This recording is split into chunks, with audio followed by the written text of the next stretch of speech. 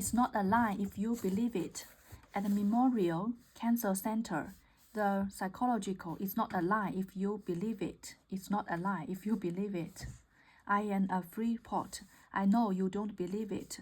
Told me that. As he entered the room, Getzer introduced himself, asked the patient whether she knew where she was. I am in Freeport. I know you don't believe it. Told me this morning that I was in category hospital and that when the residents come on rounds to say that to them, well, that is fine. But I know I am in my house on Main Street in Freeport, Maine. The patient was clearly in a state of confusion, but wanted to test the extent of her delusion. Well, he began. If you are in Freeport and in your house, how come there are elevators outside the door here? The patient was unmoved.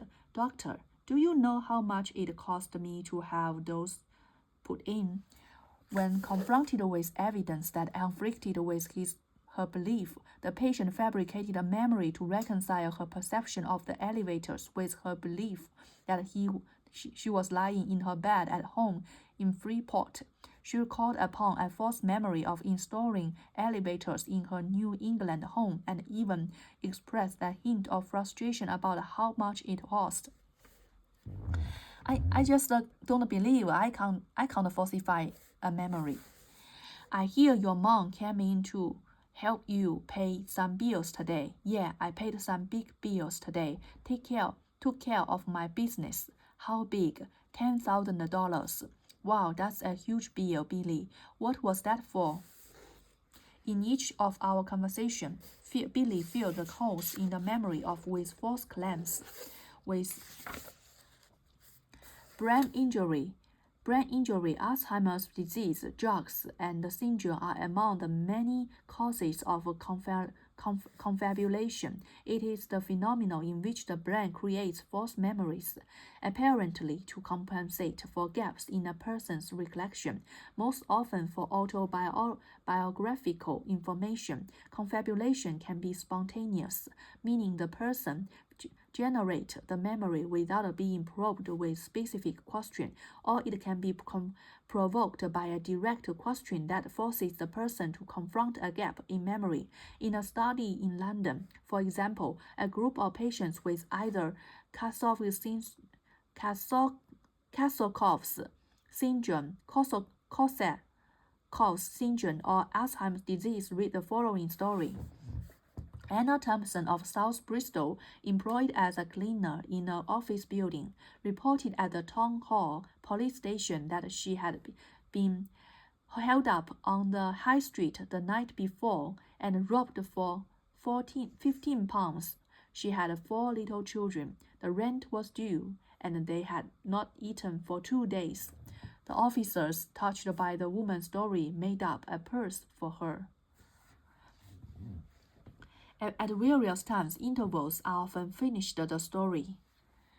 She had a little boy, aged 2. It happened near a railway station. Provoked confabulation can happen to anyone, while spontaneous confabulations are almost exclusively the result of brain damage. Confabulation can result from damage to any of a number of brain regions, such as the factor that damage to the front lobe, the home of the high-level thinking and decision-making, is common culprit that led to many neurological. So I think I don't falsify my memory because I have a very healthy brain. Perhaps that's what the confabulation brain does on the unconscious level, just as repression protects the ego after emotional trauma. Maybe confabulation protects the ego from memory loss or confusion. This would make sense neurologically. Confabulation usually results from damage to the medial temporal lobe, the region responsible for self-centered thinking. It is the same area that fires when hardcore college basketball fans watch and connect with their favorite players. Damage to the medial temporal lobe places our sense of self under threat. Perhaps confabulation is the brain's mechanism to preserve it. is true. If true, this hypothesis explains the psychological motivation for human beings to confabulate. It's a defense mechanism. Okay, you have excuse. I think weak people always have excuse.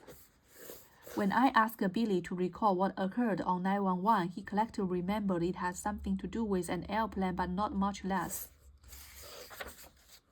This time, the control object and the non-confabulated anesthetic patients replicated the performance from the first round. The confabulators, however, behaved very differently. They had a much higher rate of false positives. In another demonstration of this phenomenon, the research group tested the recall of 12 patients for classic fairy tales or Bible stories. All of the patients in the study had suffered rupture of an artery of the brain that had helped supply the frontal lobe. The researchers graded the story based on their completeness, the number of errors, and the types of errors made, such as distortions of plot details and mixing up. The witch built a gingerbread house and took it to Hanson.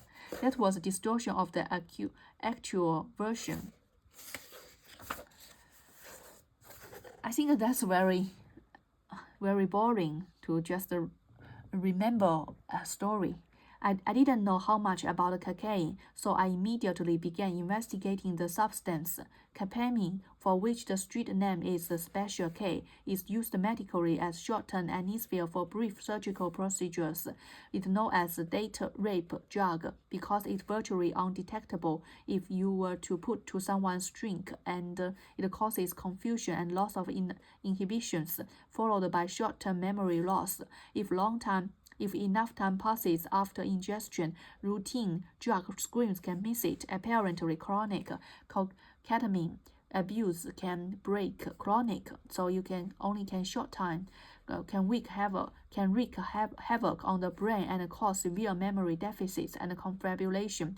Indeed, a second MRI of the head revealed diffuse damage in the deeper recesses of his brain. Was diagnosed with acute toxic loosely transplanted as drug-induced brain fry. Fortunately, Billy improved day after day. The last time I saw him, his memory was vastly improved and he was well on his way to recovery. He put his hand on his shoulder, looked me squarely in the eyes, and said, "Hey man, I'm gonna give you some sound advice. Stay away from ketamine. Good advice."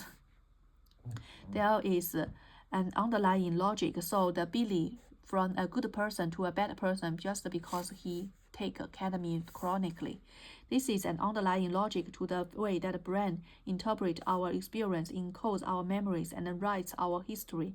The unconscious system creates connections between various snapshots of our lives. It monitors our emotions in each moment to decide what to emphasize, and it organizes those snapshots in such a way as to tell a story that is unified, straightforward, and most of all, personal and intimate. That story becomes our conscious life. When parts of the story are missing, however, due to the damage, and we will make up it.